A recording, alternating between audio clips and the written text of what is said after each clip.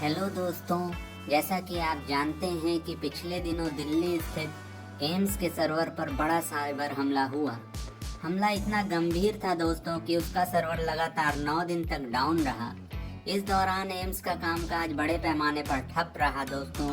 अधिकांश काम मैनुअल तरीके से ही निपटाए गए। इस बीच यह भी खबर आई दोस्तों कि हैकिंग करने वालों ने लाखों मरीजों के चुराए हुए डाटा को वापस करने और सर्वर को बहाल करने के लिए क्रिप्टो करेंसी के माध्यम से 200 करोड़ रुपए की फिरौती मांगी। साइबर जगत के विशेषज्ञों के अनुसार यह डाटा युद्ध का जमाना है दोस्तों, इसलिए अपना डाटा सुरक्षित रखना सबके लिए बहुत बड़ी आवश्यकता है। एम्स के मामले में भी बड़ी लापरवाही सामने आई।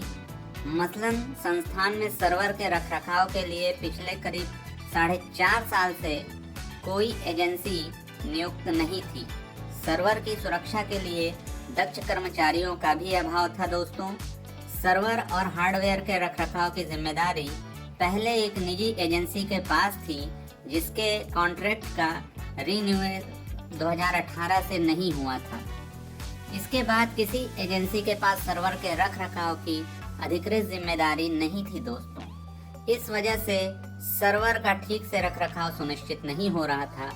साफ है कि एम्स सर्वर की सुरक्षा भगवान भरोसे ही थी दोस्तों।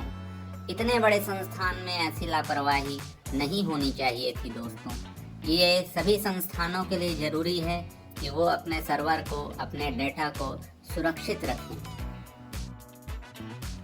एम्स के बाद ICMR की वेबसाइट पर भी बड़ा हमला हुआ। हैकर्स ने एक ही दिन में करीब 6000 बार हमले के प्रयास किए दोस्तों।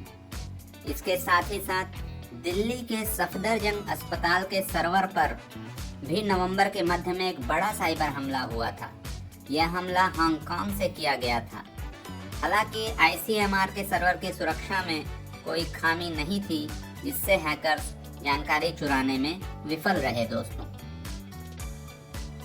दिल्ली पुलिस की स्पेशल सेल की शाखा इंटेलिजेंस फ्यूजन स्ट्रेटेजिक ऑपरेशन के अनुसार हांगकांग की 2 ईमेल आईडी से एम्स के सर्वर पर हमला किया गया। दोनों ईमेल का IP एड्रेस पता कर लिया गया है दोस्तों। आरंभिक जांच के अनुसार इसमें चीन की भूमिका भी सामने आ रही है। चीन हमारा परंपरागत शत्रु बनता जा रहा है। इसके पहले भी देश में कई बड़े साइबर हमलों में चीन की भूमिका सामने आ चुकी है दोस्तों। यही नहीं, पिछले वर्ष एक बड़े साइबर हमले में एयर इंडिया के 45 लाख यात्रियों का डाटा लीक हुआ था। इसके पहले भी अक्टूबर 2020 में पावर ग्रिड पर साइबर हमले के चलते मुंबई में किस तरह ब्लैकआउट हो गया था, और हाल में नेशनल स्टॉक एक्सचेंज यानी NSE का कामकाज भी कई घंटे प्रभावित रहा था दोस्तों। कोरोना काल से ही भारत में साइबर हमलों का खतरा बढ़ गया है। 2020 और 21 में भारतीय संस्थानों और यूजर्स पर सबसे ज्यादा साइबर हमले हुए। साइबर सुरक्षा कंपनी सोनिक वॉल की रिपोर्ट के अनुसार भारत में लाखों की संख्या में साइबर हमले हुए। महामारी के दौरान सबसे ज्यादा साइबर हमले वर्क फ्रॉम होम करने वाले यूजर्स पर किए गए। साइबर विशेषज्ञों के अनुसार भारत में जितने बड़े सर्वर मौजूद हैं, उनमें अधिकांश हैकिंग प्रूफ नहीं है दोस्तों। ये बड़ी ही चिंता की बात है। हमारे यहाँ सरकार भी तभी जागती है जब कोई बड़ा साइबर हमला हो। हैकर्स के नए तरीकों का हल ढूंढने में महीनों लग जाते हैं। अब भारत को इस तरह के साइबर हमलों के लिए सतर्क होना ही होगा दोस्तों। हमारे संस्थानों को और हमारे लोगों को वो सारे उपाय अपनाने ही होंगे दोस्तों, जिससे कि साइबर हमलों से बचा जा सके और अपना डाटा सुरक्षित किया जा सके। आने वाला समय साइबर वॉरफेयर का है दोस्तों। तृतीय विश्व युद्ध अगर हुआ तो साइबर वॉरफेयर के रूप में ही होगा दोस्तों। ऐसे में नई नई तकनीकों से पूरी तरह अपडेट रहना होगा और अपनी सुरक्षा बढ़ाते जाना होगा। इस वीडियो में इतना ही दोस्तों।